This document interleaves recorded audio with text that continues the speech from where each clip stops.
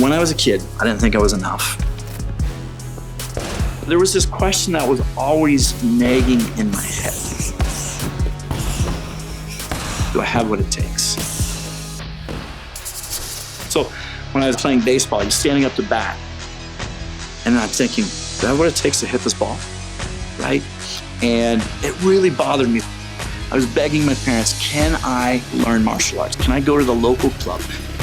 And my parents always asked me, like, why do you want to learn martial arts? And I said, one reason. I want to be able to protect what I love. When I went to school, my parents realized first that I have a learning disability. I struggle with reading and writing and ADHD, and they put me on Ritalin, all that kind of stuff. And what happened at that moment in my life, my self-esteem broke. And I felt like I was stupid. I thought I was pathetic. I thought it wouldn't amount to anything. I wouldn't articulate it like that, but some teachers certainly articulated it like that, right? So I became the class clown, but around that time, I was harming myself. I was actually stabbing myself with pencils. I was so broken. I was trying to numb the pain that I had as a kid. And I remember one time, it was the first time in my head that I thought, you know what, I should end my life. As a young boy, the root desire of my heart to learn martial arts was love, to protect my parents, to protect myself. My parents' desire was, kid needs some discipline. ADHD, right? Class clown. But he also needs some self-confidence because his confidence is crushed. And so I started learning martial arts and my confidence increased. And that was a big breakthrough in my life. And when I was a teenager, I just kind of sat on the floor in my bedroom. I just prayed, like, what am I going to do with my life? I thought, do I want to be a chiropractor? No, too much work in school. Do I want to be a martial arts coach? Yeah, that's kind of where I'm leaning. And in that moment, I felt God call me to ministry. And I'm like, no way. So I turned my back on God and I ran. In fact, I ran so far, I ran across the country as far as I could to Victoria to run martial arts studios.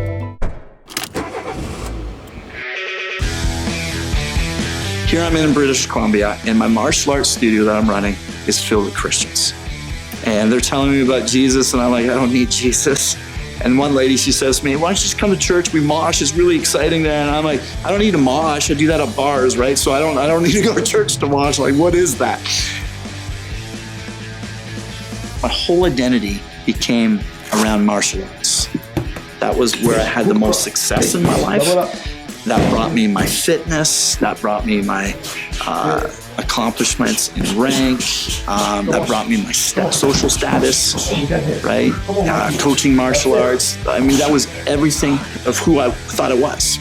And it became the drug of my choice, right? Through accomplishments, I would have esteem. But if I couldn't accomplish what I wanted to accomplish, my esteem would be crushed.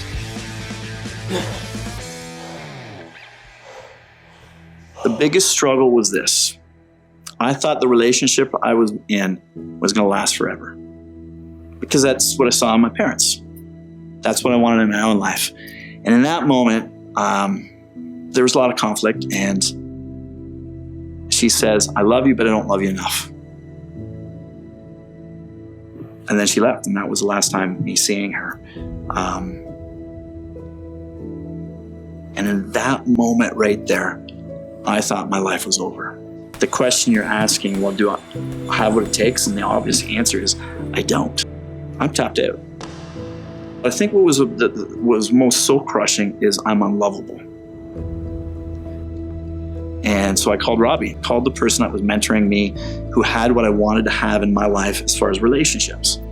I told Robbie I was going to end my life that day. And he says, Mike, you have to have faith right now.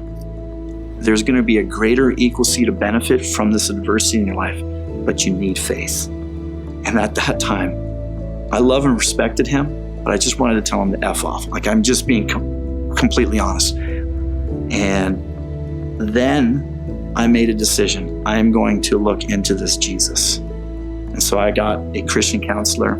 I started going to North Douglas Pentecostal Church out on the West Coast. And people began to disciple me. They began to mentor me. They began to counsel me. And lots of times people were just listening to my tears because I was so broken. And God began to work in my heart at that point. That's the message of the gospel. That's Christ stepping into the mess of the world and teaching us and showing us the way to heaven. And then he gives his life to rescue us because we couldn't do it without him. That's what I needed. That's what the answer was to that question when I was a kid. Do I have what it takes? No, I don't. But Christ does. And that changed my life forever and healed my heart of some of the deepest scars. I threw all my belts, all my uniforms, all my medals and trophies, threw it all in the trash. I literally threw it in a dumpster. And I said, I'm yours. Whatever you want, I'm yours. And from there, it was just small steps. I just started sharing the gospel with anybody that God told me to share with. And I was seeing God work in their life. And then, fast forward a little bit, I met Trish, and I was so nervous to talk to her because she's beautiful. She's been loving Jesus since she was 8 years old. And here's this guy that has a little bit of a wild past. So I'm like, I'm going to talk to her about fitness because that's all I know. Food, because I know food's good for fitness, and Jesus. Luckily, those are the three things that she loved. So I'm like, oh, she likes these conversations. And so I realized Trish is going to be my wife. I'm a little bit choked up right now, right?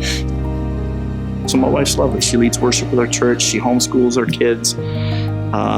My wife is fluent in ADHD, right? Good practice ground with me, but then we had two sons, and our sons have ADHD in all different ways on the spectrum of ADHD, and she's just so fluent in talking to us, and she's lovely. Right before I was moving to Ottawa, I felt God say, I had 8 years where I didn't watch martial art films. I didn't throw a kick, didn't throw a punch. And in those 8 years, God was reforming my identity and my life's purpose. I was shopping for clothes in Kingston, and we were in this store and had 2 levels. And I said to my wife, wouldn't it be great if we just mixed our loves for faith and fitness and maybe even martial arts?